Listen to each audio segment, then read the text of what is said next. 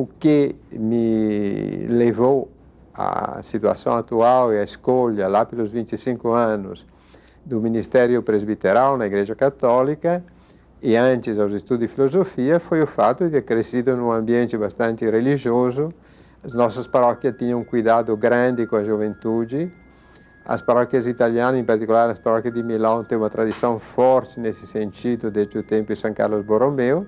A paróquia todos os domingos, mas eventualmente também durante a semana, oferecia um espaço para diversão, esporte, mas também para aula de catequese, tinha um cineminha, tinha um ambiente muito simpático de acolhida de menino e depois de adolescentes e jovens da mesma idade. E nesse ambiente eu recebi uma educação bastante marcada pela religião e entrei na Ação Católica. A Ação Católica Italiana era organizada por ramos, que abrangia de um lado jovens rapazes, do outro as moças, depois os homens adultos e as mulheres. Essa Ação Católica mobilizava bastante, porque dava o sentido da militância, do trabalho na sociedade, e que poderíamos, de algum modo, transformar o mundo. Hoje eu olho talvez até com um pouquinho de sorriso, ou com um pouco de ironia, esse entusiasmo meio ingênuo, a ideia que se pudesse transformar o mundo. Na verdade, o mundo era muito mais complexo para que um movimento de jovens, ou um movimento católico que era bastante isolado no conjunto da sociedade, pudesse fazer grandes transformações. Mas, de qualquer forma, fomos educados a pensar numa presença ativa na sociedade, tanto do ponto de vista social e político, como do ponto de vista religioso. Difícil definir. Padre Alberto, sobretudo, se pode falar dele da sua coerência. Coerência entre modo de ser, entre prática de vida, entre discurso. Uma pessoa extremamente generosa, sem fazer alarde dessa generosidade. Extremamente culta, sem gabar-se dessa sua cultura e, sobretudo, capaz de prestar atenção aos mínimos detalhes para fazer o bem a toda a comunidade.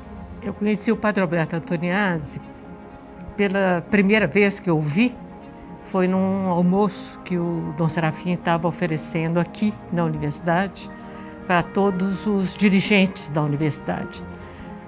Deve ter sido em 69, 70, 1969, 70. Eu já era diretora da Escola de Serviço Social, era muito jovem na época, e sentou-se perto de mim no almoço o Padre Arnaldo, que depois veio ser bispo, e ao lado dele sentou-se um padre jovem, que ele me apresentou como sendo um padre italiano. Foi a primeira vez que eu vi o Padre Alberto Antoniazzi. Mas a nossa amizade começou em 1972, quando nós iniciamos o projeto do primeiro ciclo geral da PUC Minas.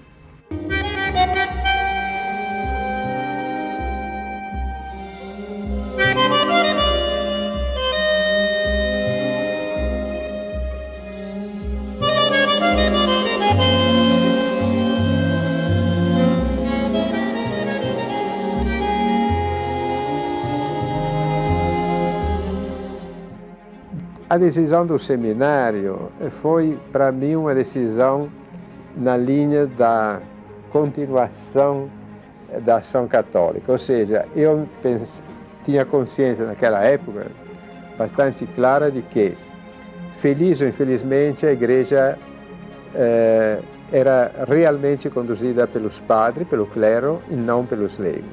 O laicato católico tinha uma posição que alguns chamaram de exército de reserva, de uma espécie de segunda linha. E, de qualquer forma, havia poucas oportunidades de aprofundamento da própria fé, por exemplo, da teologia, permanecendo no laicato.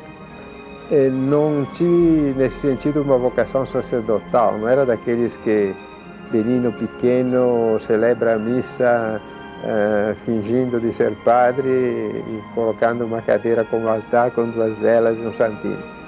Não fui nunca muito sensibilizado para esse tipo de religiosidade. Também meu pai não me transmitiu, ou minha mãe, A família era bastante religiosa, mas meu pai, no fundo, era uma pessoa de empenho político e não de apostolado religioso. Também depois, como padre, nem sempre foi muito fácil, porque a maioria dos padres, na realidade, continuam sendo um pouco como o clero de antigamente, quer dizer, não valorizam realmente a comunidade cristã, não aceitam aquilo que para mim foi o grande incentivo, que foi o Concílio Vaticano II, com uma teologia da Igreja que considera o povo de Deus como o verdadeiro protagonista, que insiste para que haja mais igualdade na igreja do que hierarquia, para que haja mais fraternidade, mais compromisso. O padre Alberto Antoniazzi, ele sempre foi assim, uma referência na vida de todos que o conheceram. O padre Alberto era um homem de uma extrema cultura, mas nunca usava só erudição, ele era um testemunho, né?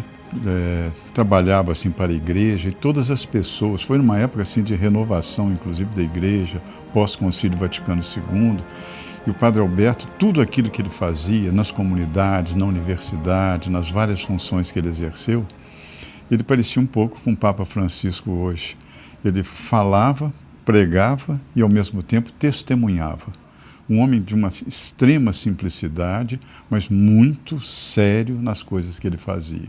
Olha, lembrar, reconhecer e testemunhar sobre a trajetória de Padre Alberto Antoniazzi nesta PUC Minas é alguma coisa que mexe interiormente comigo e, de uma certa maneira, eu acho que repensa muito a nossa instituição, a PUC Minas.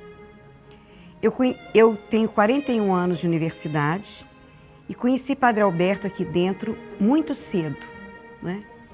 E sempre vendo o Padre Alberto caminhando pelo campus, estando no Instituto de Filosofia, estando no prédio da reitoria, na pró-reitoria de graduação, nos conselhos, em muitas instâncias, e uma presença extremamente marcante, por duas coisas que aparentemente são paradoxais. A primeira é a riqueza da sua fala, do seu conhecimento de igreja, de universidade e de mundo, que sempre tinha uma lição a nos dar. E de outro lado, é que essa lição, esse conhecimento, essa riqueza, ela só vinha se extraída por nós com perguntas, com dúvidas, com enganos nossos que precisavam ser desfeitos. Bom, na verdade, Padre Alberto jamais será esquecido. Embora novas gerações não tenham conhecido aqui de perto, mas na nossa universidade, a biblioteca Casa Maior, né, tem o nome dele. E por muitas razões. Não só porque ele adorava as leituras de todas as ordens, mas porque nesta universidade ele é quase que um pilar integrado à vida da universidade. Padre Alberto deu vida a esta universidade em muitos setores que ele trabalhou. Diferente no sentido de ser absolutamente fiel àquilo que está no Evangelho, por assim dizer. Não é? A plenitude de amar, como eu já disse, sem alardear esse amor. De fazer a caridade sem dizer que está fazendo a caridade. Se eu puder dar um exemplo, talvez nem todos saibam disso, Padre Alberto distribuía todo o seu salário às pessoas no dia certo. Faziam filas esperando a sua oferta generosa, que ele não dizia que estava dando, mas tinha que ser naquele dia certo. E ele toda vez ia lá fora, conversava com um por um, e eu sabia que ele dava dinheiro, entendeu?